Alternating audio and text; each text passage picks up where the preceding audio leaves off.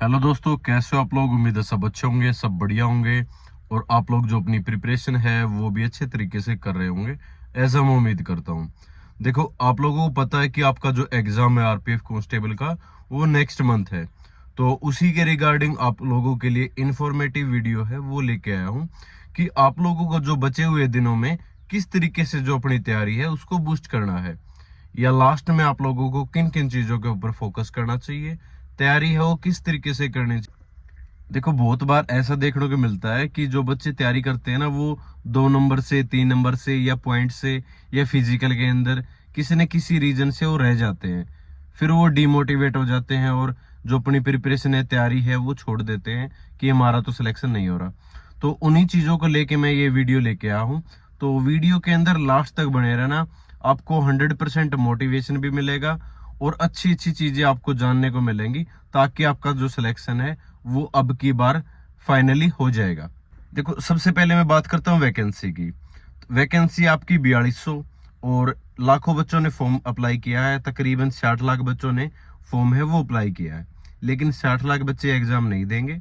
तकरीबन ये मान के चलो कि 30 से 35 लाख बच्चे हैं, वही एग्जाम के अंदर बैठेंगे। तो क्या सर हमारा कंपटीशन 30 से 35 लाख बच्चों के बीच में? नहीं। जो पढ़ने वाले बच्चे होते हैं ना, वो होते हैं तकरीबन 1.5 लाख से 2 लाख के बीच में। ठीक है, इतनी। उसमें से भी तकरीबन ये मान के चलो कि 50,000 60,000 इतने ही बच्चे वो होते हैं जो फिजिकल की भी साथ में प्रिपरेशन करते हैं और रिटन एग्जाम की भी। ठीक है, आप लोगों को पता है कि फिजिकल है वो टफेस्ट फिजिकल है आरपीएफ कांस्टेबल का। ठीक है, आप एग्जाम के अंदर चाहे 90 नंबर ले आओ, 110 नंबर ले आओ, ठीक है, अगर आपसे फिजिकल नहीं होगा तो रिटन एग्जाम के अंदर स्कोर करने का कोई भी फायदा नहीं है भाई। ठीक है, तो सबसे इंपॉर्टेंट चीज हो जाती है फिजिकल। तो अगर आप साथ में प्रिपरेशन कर रहे हो फिजिकल की, तो ही आप अपना जो सिलेक्शन है वो समझे। ठीक है, बाकी एग्जाम के बारे में भी मैं, रिटन एग्जाम के बारे में भी अच्छे से डिटेल में बताऊंगा इस वीडियो के अंदर। तो सबसे पहला आपका जो काम है वो ये है कि आप फिजिकल की प्रिपरेशन है वो जरूर साथ में रखें। अगर आप पढ़ाई को लेके सीरियस हो तो मान के चलो कि तकरीबन आपके 60,000 50,000 के आसपास ऐसे बच्चे हैं जो दोनों की प्रिपरेशन कर रहे हैं। ठीक है, और आपको पता है रिटन एग्जाम के बाद जब आपका फिजिकल होगा, उसके अंदर 8 से 10 गुना बच्चे हैं वो बुलाए जाएंगे, मतलब 42,000 के आसपास बच्चे हैं वो बुलाए जाएंगे।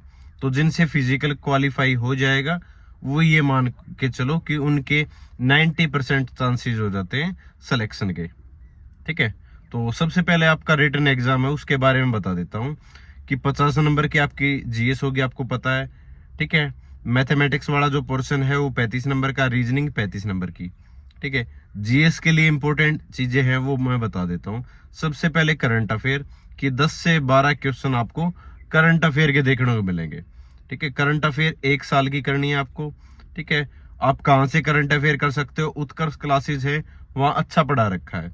6 महीने की भी कर सकते हो, या फिर मंथली है वो भी कर सकते हो।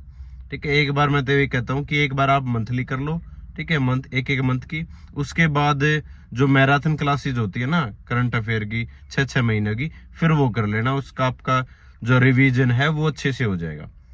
ठीक है, तो सबसे इंपॉर्टेंट यही है कि आप करंट अफेयर करो। उसके बाद स्टैटिक जीके रिवाइज करो भाई। ठीक है, स्टैटिक जीके जहां से भी आपने पढ़ी हो, कि मान ली जैसे मैं रिकमेंड करवाता था कि आपकी एएसओ पब्लिकेशन की रामबाण है, उस बुक से कर सकते हो, या पिनेकल की स्टैटिक जीके की बुक है वहां से कर सकते हो, या फिर RWA का जो चैनल है वहां पे भी स्टैटिक जीके करवा रखी है, तो वहां से कर सकते हो। तो स्टैटिक जीके का जरूर आप रिवाइज करो। ठीक है, आपके पास जो सोर्सेज हैं वो लिमिटेड होने चाहिए भाई। पहली बात ये है कि लिमिटेड आपके पास बुक्स हो। ये नहीं होना चाहिए कि मार्केट में जो भी नई बुक आई उसको खरीद लेके आए और एक बार उसको पढ़ लिया। आपके पास अगर 2 बुक हैं, 3 बुक हैं, तो उन बुक्स को आप बार बार रिवाइज करो। ठीक है, बार बार रिवीजन करो। ठीक है, ताकि वही चीजें आपकी इंप्रूव पाए, उनमें आप गलती ना कर पाओ। ठीक है, तो करंट अफेयर, उसके बाद स्टैटिक जीके मैंने बता दिया कहाँ से आप लोगों को करनी है। ठीक है, उसके बाद स्टैटिक जीके 18 से 20 नंबर की आती है भाई। ठीक है, फिर आप सब्जेक्ट वाइज देखने लग जाओ। जैसे पॉलिटी से ज्यादा क्वेश्चन पूछे जाते हैं, तो जितने भी आर्टिकल हैं, ठीक है, आर्टिकल के ऊपर एक बार रिवीजन है वो ले लो। ठीक है, अमेंडमेंट, जितने भी इंपॉर्टेंट अमेंडमेंट्स हैं उनको एक बार देख लो, राष्ट्रपति से रिलेटेड, ठीक है, और जो हमारे चुनाव आयोग हैं उनसे रिलेटेड, ठीक है, और सुप्रीम कोर्ट से रिलेटेड। तो ये जितने भी आर्टिकल्स है, फेमस आर्टिकल्स हैं, ठीक है, उनको आप एक बार अच्छे से रिवाइज कर लो। पॉलिटी के अंदर यही ज्यादातर पूछा जाता है, ठीक है। अब वो जो इजी क्वेश्चन है कि लोकसभा की एज कितनी होती है, राज्यसभा की एज होती है, ठीक है, वो नहीं पूछता भाई, ठीक है, वो जमाना जा चुका है इस तरीके से क्वेश्चन वाले। तो इजी इजी के चक्कर में मत पड़ना, ठीक है। उसके बाद हिस्ट्री से बता देता हूँ। हिस्ट्री से आप महात्मा गांधी से रिलेटेड, आधुनिक भारत से रिलेटेड ज्यादातर क्वेश्चन, ठीक है, और गुप्त काल से रिलेटेड, मुगल से रिलेटेड, ठीक है, जितने भी युद्ध हुए हैं वो, जितनी भी संधियां हुई हैं वो, ठीक है, और उसके साथ साथ दक्षिण भारत से रिलेटेड जितने भी राजा हैं, महाराजा हैं, उनसे रिलेटेड आप जो क्वेश्चन है वो जरूर साथ में कर लेना, ठीक है। तो पॉलिटी से, हिस्ट्री से, बाकी ज्योग्राफी के अंदर जनसंख्या से रिलेटेड बहुत सारे इस तरीके से क्वेश्चन बनते हैं, ठीक है। इंपॉर्टेंट टॉपिक करने हैं कि जैसे माउंटेन वगैरह, ठीक है, नदियों से रिलेटेड, कौन सा शहर कहाँ पर सिचुएटेड है, इस तरीके से वो स्टैटिक जीके के अंदर भी कवर हो जाते हैं। तो ज्यादा डिटेल के अंदर जाने की जरूरत है नहीं, ठीक है। उसके बाद साइंस से रिलेटेड बहुत क्वेश्चन पूछे जाते हैं रेलवे के अंदर। तो साइंस के लिए एक बुक ले आओ, पतली सी बुक आ जाती है आपकी एनसीईआरटी की, वो परचेज कर लो, ठीक है। उसमें जो 10वीं तक की जो साइंस है ना वो दे रखी है एनसीईआरटी वाली में, वो बुक है, वो परचेज कर लो, उससे आपका जो काम है वो चल जाएगा।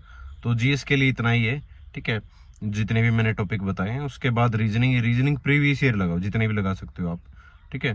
प्रीवियस ईयर मैं तो कहता हूँ कि जो भी आप एग्जाम देने जाओ ना, हर एग्जाम के प्रीवियस ईयर हैं वो जरूरी हो जाते हैं भाई, ठीक है। और आप प्रीवियस ईयर कहाँ से लगाओगे, या तो किरण पब्लिकेशन की बुक है वहां से लगा लो, ठीक है, या फिर आप कहीं भी जैसे मॉक वगैरह लगा रहे हो तो वहां से भी आपका जो रीजनिंग वाला पोर्शन है वो कवर हो जाता है। उसके बाद मैथ में देखो, मैथ का तो प्रैक्टिस का खेल होता है भाई, जितनी ज्यादा प्रैक्टिस करोगे उतना आपका मैथ है वो स्ट्रांग होता जाएगा। देखो इस टाइम ना ज्यादा से ज्यादा मॉक लगाने आप लोगों ने। मॉक लगाने का मकसद क्या होना चाहिए कि जो हम गलतियां कर रहे हैं ना, उन गलतियों से हम क्या सीख पा रहे हैं, ठीक है, उन गलतियों को हम एनालिसिस में जाके कि किस तरीके से क्वेश्चन होगा, या हमने क्या गलती की, या क्वेश्चन कहाँ से आया, ठीक है, उस चीज को आप लोगों ने देखना है, ठीक है। कौन से टॉपिक आपके वीक रह रहे हैं, उन चीजों को आपने रिवाइज करना। ये नहीं कि सर मेरा 60 बन रहे, 65 बन रहे। बहुत बार ऐसा भी होगा क्वेश्चन रिपीट होंगे, वो क्वेश्चन आपको आते होंगे और आपका जो स्कोर है वो ज्यादा हो जाएगा, कि कई बार 80-85 हो जाएगा, कई बार 70 हो जाएगा, कई बार 65। तो फ्लक्चुएट करेगा भाई मॉक आपका स्कोर। तो आपका मकसद ये होना चाहिए कि आप जो गलतियां कर रहे हो ना उनसे सीख लो, उनसे सबक लो और इन गलतियों को ना दोहराओ। मेन मकसद यही होना चाहिए, ठीक है। बाकी यार सब कुछ भूल जाओ, 15-20 दिन बाकी है, ठीक है। अपनी यारी दोस्ती, ठीक है, रिश्तेदारी, घर वाला, सब कुछ भूल जाओ। त्याग करना पड़ेगा भाई, अगर आपको सक्सेसफुल होना है ना लाइफ में तो त्याग करना पड़ेगा। और ये मौका आपका बेस्ट मौका भाई। नेक्स्ट नहीं पता एग्जाम, आरपीएफ का एग्जाम कब होगा, 4 साल बाद, 5 साल बाद होगा या नहीं होगा, किसी को नहीं पता भाई। दोबारा चांस नहीं मिलता, किसी को भी नहीं मिलता। जिसकी एज मान लो 22 है, 23 है, ठीक है, 4 साल बाद वैकेंसी आएगी, 25 साल गुजर जाएगी, ठीक है। SC ST वाले हैं, मान लो उनकी एज है 27 साल है, तो उनकी एज निकल जाएगी। तो इस भरोसे मत बैठो, ठीक है। सीट 1 हो, 2 हो, कहीं भी हो, आपका मकसद ये होना चाहिए कि मेरे को अपना 100% देना है, सब कुछ भूल जाना है, ठीक है, और एग्जाम में सिलेक्शन लेके ही रहना है। यार दिन रात अपना सुबह से हम दौड़ लगाओ, मेहनत करो यार, दिन में आप पढ़ाई करो, ठीक है। नींद नहीं आनी चाहिए बिल्कुल भी, आपको बेचैनी होनी चाहिए शरीर में कि आपको नींद ही ना आए। आपको ये रहे कि मेरा 10 दिन बाद एग्जाम है, 12 दिन बाद एग्जाम है, इतनी बेचैनी होनी चाहिए शरीर के अंदर, तब जाके सिलेक्शन होता है। ये रिलैक्स हो जाओ ना खा पी के कि कल देख लेंगे, करंट अफेयर्स लेट कर देख लिया, फिर ये क्वेश्चन तो यार मेरे को आते हैं, प्रैक्टिस ही नहीं करनी। भाई प्रैक्टिस करनी पड़ेगी बार बार। जो भी आपके पास सोर्सेज हैं उनको आप बार बार रिवाइज करो, ठीक है। कुछ नया परचेज करने की या नई चीज देखने की जरूरत है नहीं, जो आपने पढ़ा है उसको भी रिवाइज कर लोगे। अगर वो चीजें भी आप अच्छे तरीके से कर लोगे ना तो आपका सिलेक्शन कोई भी नहीं रोक सकता। फिजिकल, रिटन एग्जाम, 2 पे फोकस कर लो। 1 महीना आपके पास, ठीक है, और फिजिकल के लिए मान लो 2 से 3 महीने आपके पास, ठीक है।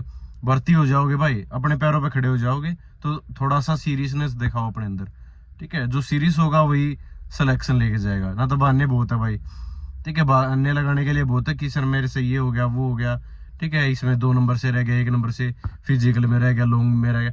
किसी में नहीं रहना भाई, किसी में भी चीज में भी नहीं रहना है। दिमाग में ये चीज चलनी चाहिए हर टाइम, हर समय। ठीक है, कि मेरे को सिलेक्शन चाहिए, मेरे को ये चीजें मेरी कंप्लीट होगी, ये रिवाइज कर लिया, ऐसे कैलकुलेशन चलनी चाहिए भाई दिमाग में, तब जाके सिलेक्शन होता है।